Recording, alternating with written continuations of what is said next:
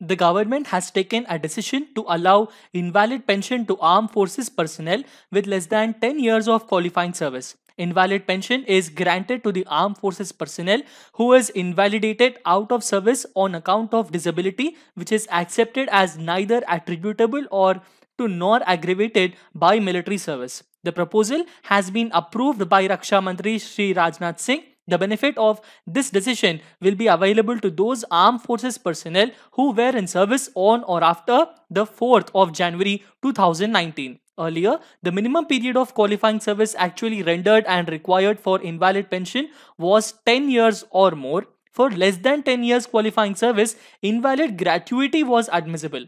By this decision, armed forces personnel whose service is less than 10 years and become invalidated out of service on account of any bodily or mental infirmity which is neither attributable to nor aggravated by military service and which permanently incapacitated or incapacitates them from military service as well as civil re-employment, and this will be benefited and will make them economically sound. To get in detail with this particular important information and various other very much important inputs, let us begin with today's defense updates of 16th of July 2020. And before beginning, as I always introduced to you, that SSB Crack Exams is India's largest, most preferred online defense exams preparation portal.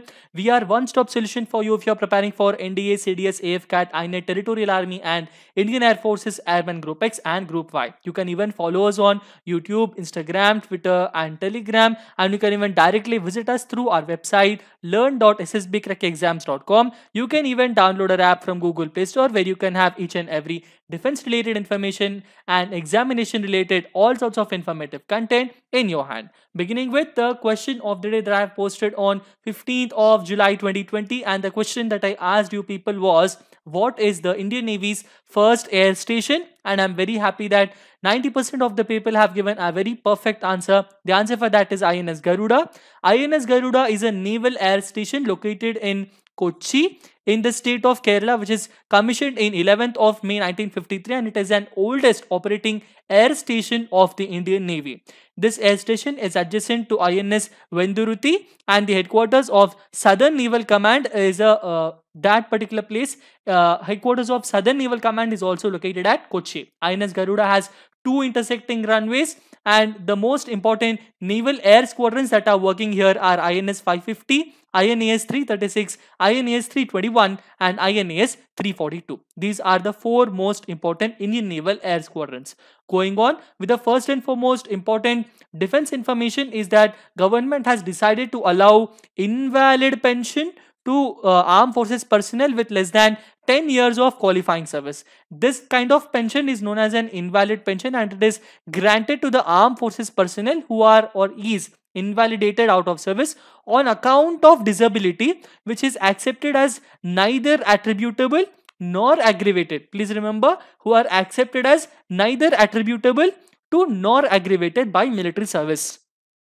This proposal has been approved by Raksha Mantri Shri Rajnath Singh ji, and the benefit of this decision will be available to only those armed forces personnel who were in service on or after the 4th of January 2019. This is a very important one for us to know. Going on, the next important defense information is that Defense Ministry delegates capital procurement powers to the armed forces. A special meeting of Defense Acquisition Council was convened on 15th of July 2020 under the chairmanship of Raksha Mantri Shri Rajnath Singh ji, and the Defense Acquisition Council has delegated the powers for progressing urgent capital acquisition cases up to rupees 300 crores to the armed forces to meet their emergent operational requirements. Going on with the next important defense information is that Raksha Mantri Shri Shripad Naik inaugurates Raksha Rajya Mantri Shri Shripad Naik inaugurates conference on aerospace and defense manufacturing technologies. This is a very important one for us to know.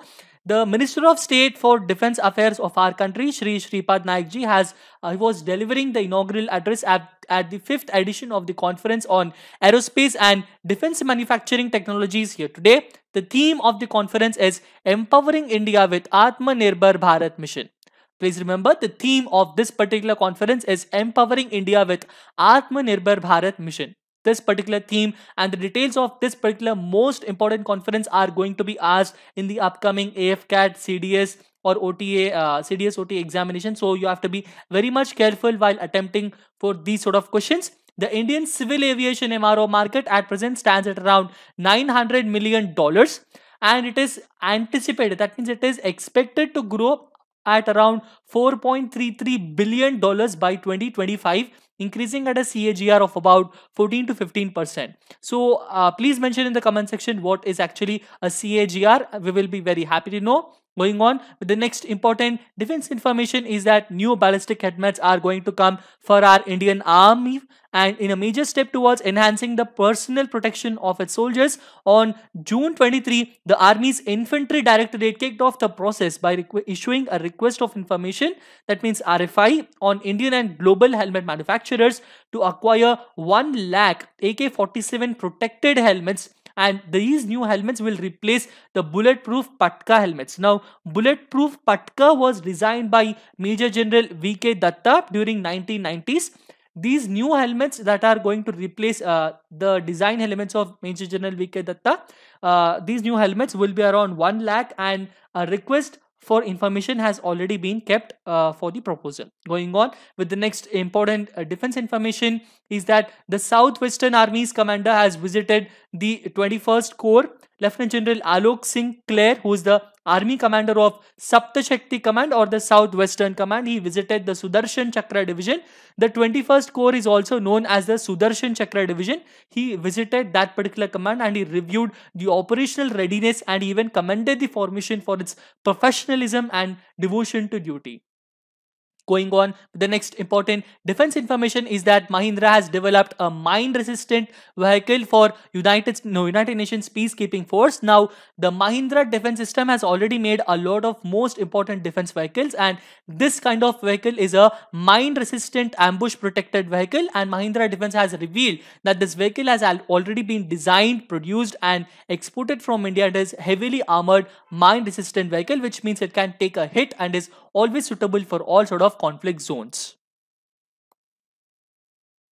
Going on, the next important defense information is that delete Facebook account or quit army. The choice is yours, said the High Court of Delhi to the army officer who has posted this. Now, Lieutenant Colonel P.K. Chowdhury was the only Indian Army personnel. He was the Indian Army's officer who contended, and he went to the court and he said that he cannot remove Facebook from his mobile, and he said that most of his friends and all of the most important contacts would be irretrievably lost and the loss would be irreversible. He said that.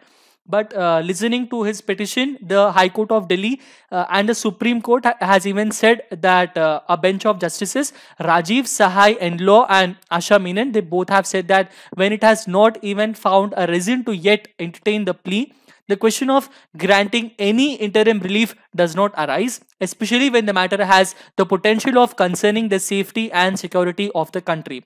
And the justice has even said that he can even has two choices. One way, the losses are irretrievable on both the sides.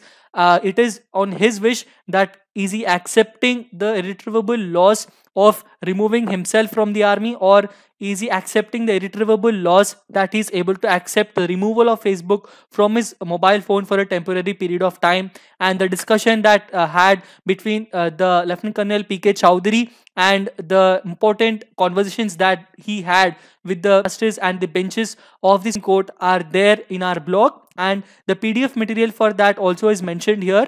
And if you go through the downloadable PDF content, in that the complete conversation is mentioned, by which you can completely understand and completely try to understand both the sides on how the people are conversing. On one side, Lieutenant Colonel P.K. Chowdhury was demanding upon his right to privacy, whereas on the other side, the Supreme Court was commenting upon the safety and security of the country.